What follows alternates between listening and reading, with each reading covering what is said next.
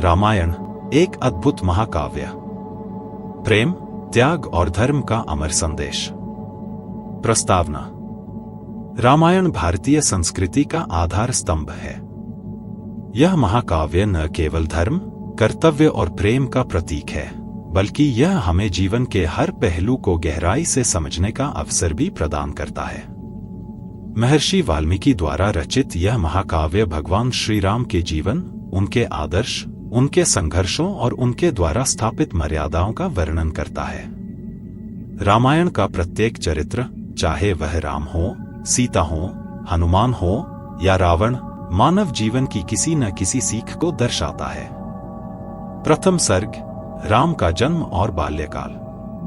अयोध्या नगरी के राजा दशरथ के 4 पुत्र हुए, राम, लक्ष्मण, भरत और शत्रुघ्न। राम का जन्म त्रेता युग में हुआ, जब धरती पर अधर्म और अत्याचार का बोलबाला था। भगवान विष्णु ने धरती पर धर्म की स्थापना के लिए श्री राम के रूप में अवतार लिया। बाल्यकाल में राम ने गुरु वशिष्ठ से शिक्षा प्राप्त की और उनके चरित्र में विनम्रता, दया और कर्तव्यनिष्ठा जैसे गुण विकसित हुए। ऋषि विश्वामित्र के आग्रह पर राम और लक्ष्मण ताड़का वध के लिए गए, जहां उन्होंने असुरों का संहार किया और धर्म की रक्षा की। द्वितीय सर्ग, सीता स्वयंवर और विवाह। मिथिला नगरी के राजा जनक की पुत्री सीता अद्वितीय सुंदरी और पुण्यात्मा थी। उनका स्वयंवर जनक द्वारा आयोजित किया गया, जिसमें शर्त थी कि शिवजी के धनुष को जो भी योद्धा उठाकर तोड़ेगा, वही सीता से विवाह करेगा। राम ने गुरु वशिष्ठ के साथ स्वयंवर में भाग लिया और शिव धनुष को तोड़कर सीता का वरण किया। यह विवाह धर्म और प्रेम का अद्वितीय संगम था। राम और सीता का मिलन केवल दाम्पत्य जीवन का प्रारंभ नहीं था, बल्कि यह जीवन की कठिनाइयों को साथ मिलकर सहने का प्रतीक भी बना। तृतीय सर्ग, वनवास और कर्तव्य का पालन। राम को 14 वर्षों का वनवास कड़े हालातों में भी धर्म का पालन करने की प्रेरणा देता है। मंत्रा के बहकावे में आकर रानी कैकेयी ने राजा दशरथ से राम के वनवास की मांग की। राम ने बिना किसी क्रोध या विरोध के पिता की आज्ञा का पालन किया। राम के साथ सीता और लक्ष्मण ने भी वनवास का जीवन चुना। इस निर्णय में प्रेम और त्याग की पराकाष्ठा दिखाई देती है।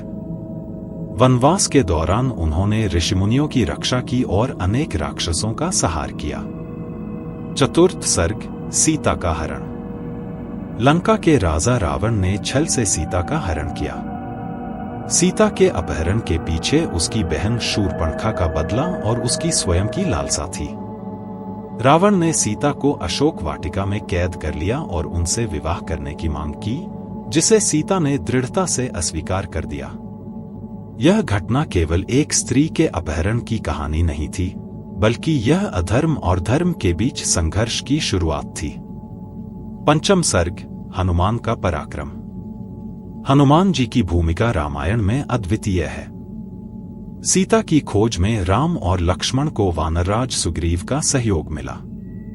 हनुमान ने लंका जाकर सीता का पता लगाया और उन्हें राम का संदेश दिया।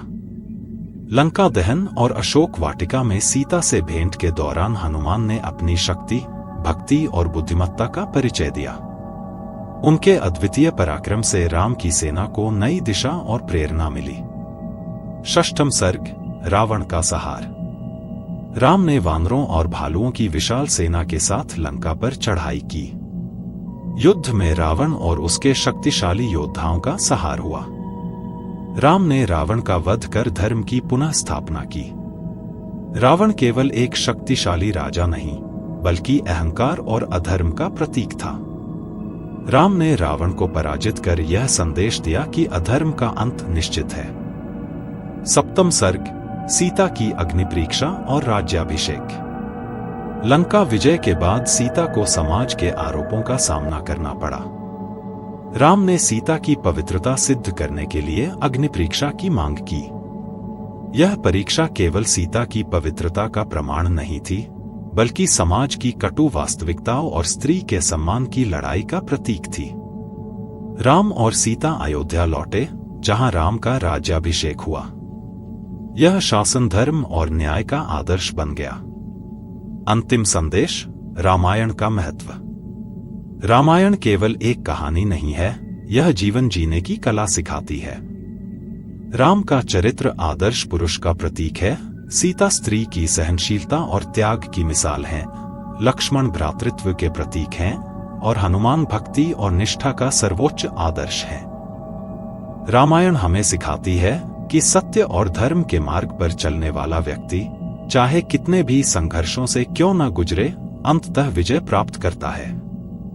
निष्कर्ष, रामायण का प्रत्येक पात्र और प्रसंग हमें जीवन के अलग अलग पहलुओं को समझने और उनके प्रति जागरूक होने का अवसर देता है। यह महाकाव्य आज भी हमें प्रेरणा देता है और हमारे जीवन को सार्थक बनाने का मार्ग दिखाता है। The end.